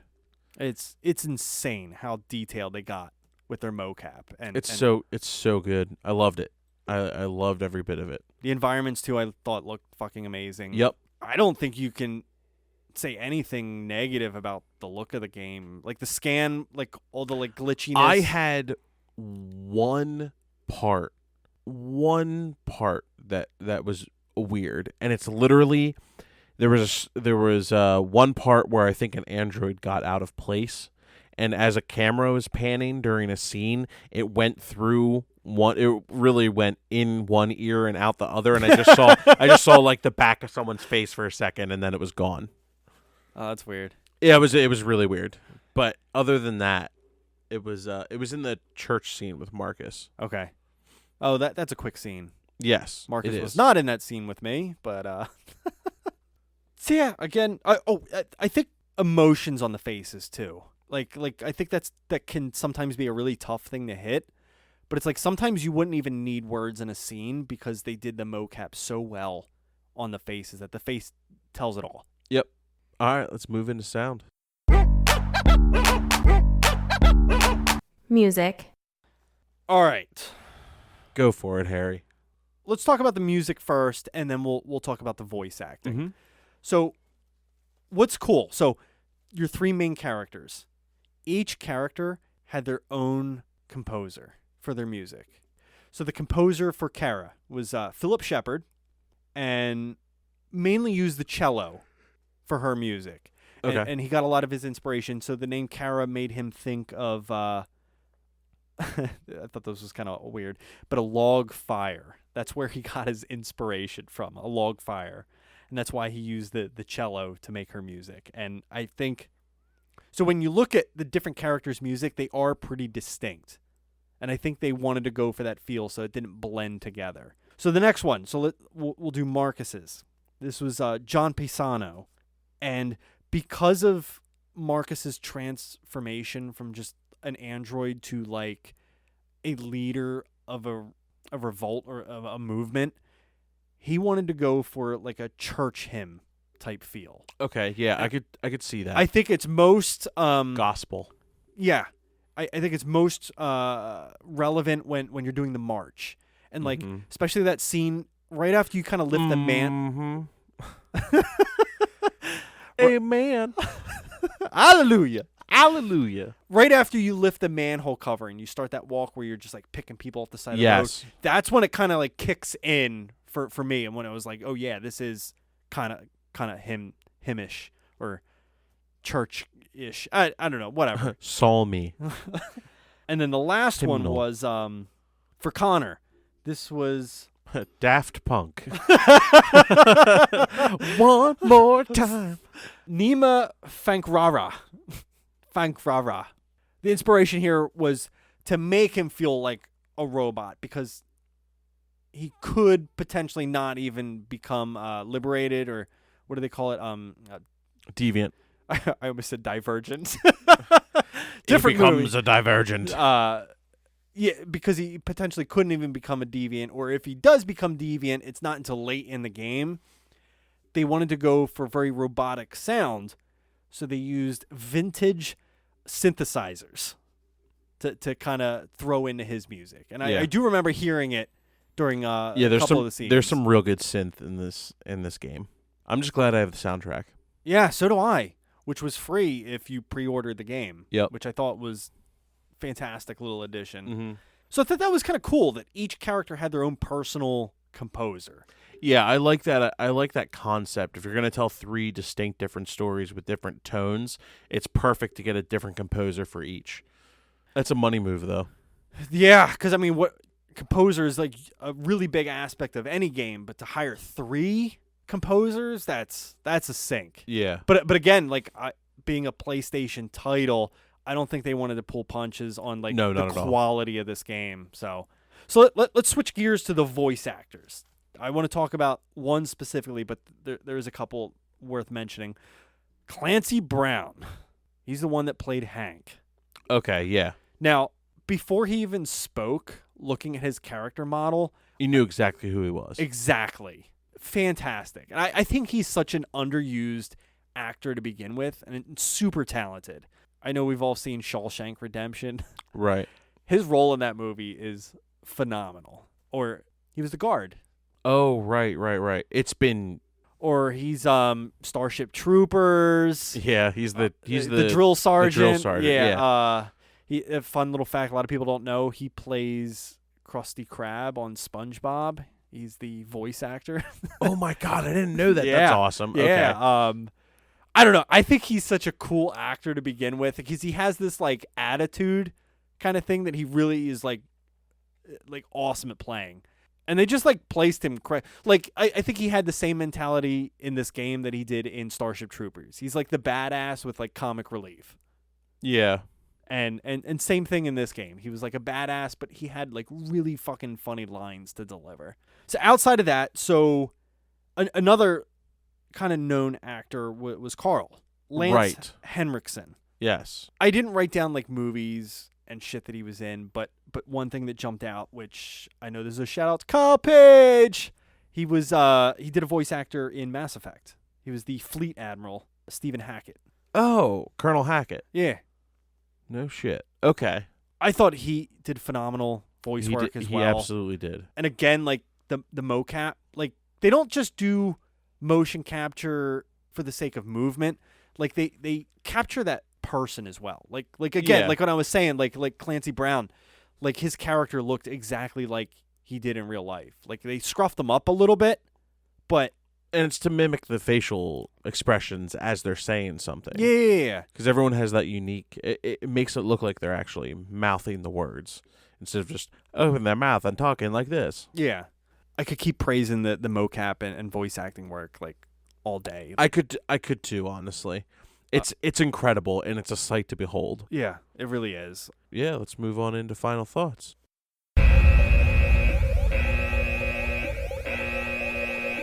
Final thoughts. Being a fan of these types of games, it's rough because you only get one every 2 or 3 years that is just like worth playing in general. I think this is like the cream of the crop. This needs to be the baseline for any game going forward because I think they knocked it out of the park. I think it's going to be hard to replicate this kind of story and how it all ties together and how well it was constructed and how much I just truly, honestly, like, I could sit and probably play through this game another 3 times and then just enjoy myself every single time the same way I did with the first one. I think it's incredible. I think it's a true work of art when it comes to storytelling and graphics. I am incredibly impressed. So to start off my final thoughts, so I did read a lot of reviews on this game, Mm-hmm. and there was actually some points I fully disagreed with that some of these critics were like kind of griping over the game. The first one was they said that the story caters only to certain path lines, and they didn't put as much care into like some of the non-mainstream choices that you might make, and I totally disagree because I played some of these plot lines out in various different ways. And they all seemed not only capable, but believable and fully fleshed out as well. Not just like a side scrap project. Right. Like some of these paths that you might not ever go down, like I feel like they still put as much care and detail into that pathway as like the ideal pathway. Right. And the second thing that I disagreed with is they said that some of these chapters were so short that it never gave you a chance to really get with that character. I think it's nitpicky bullshit because people didn't want to give it a higher score. I think so too. Like they were looking for things to criticize the game, like really digging for those things. Yeah, I heard someone on a different podcast talking about how this game has no emotional weight. and stuff like that. And I'm like, okay, you might be a fucking android, like on a machine level. Like, it was just so dumb. Like this game I just thought it was bad. This game has more emotion than almost any game I've ever played. People have such an issue when it comes to stuff like this. It's polarizing. And I'm not saying the game is polarizing. The game is fucking phenomenal. I'm just saying that people have opinions about social issues like this that are polarizing. And people that don't give a fuck, you're not going to get much out of this game. If you're here for the story and you're here to hear like a interesting tale, and this is it.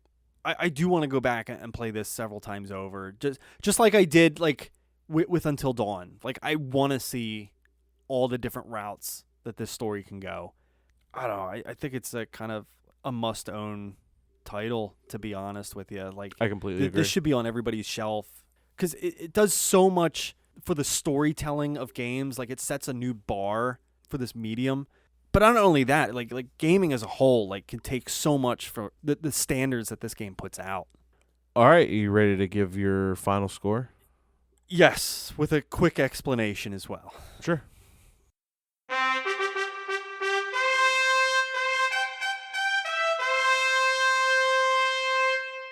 The score. I debated, and there's like 2 games that I use this to kind of gauge my score. I am going to give it a 9.5. What does that tie with on your Earthbound and Resident Evil 2? Resident Evil 2. And the reason I didn't give it a 10, and the reason I didn't give it a 9. So 9, I put The Last of Us. But I think the story is significantly better in this game. Yeah, it absolutely is. Hold on. No, I'm just... that I didn't want to put it on the same level. Like, I think Last of Us has an amazing story, but I think this edges it out just a bit. But I think in the long term, I feel stronger about Until Dawn than this game, and I didn't want to put it on the same threshold with Until Dawn. I think Until Dawn it's like a completely different type of story, but to me... Did you give Until Dawn a 10? I did. But I think Until Dawn is just, it's going to be more memorable in the long term for me. So that's why I'm putting it at a 9.5. Fair enough. I'm going to continue with my arbitrary... No. Yeah. You don't say. Yeah. I'm going to give this one giant android army out of just all of us getting along.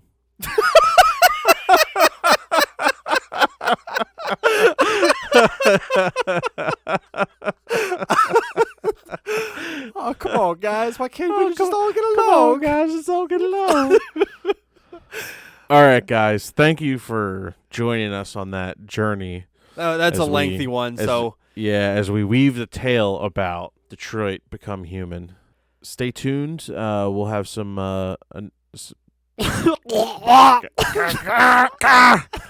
right, guys, stay tuned. We're going to have a fresh slice hot piece of pie for you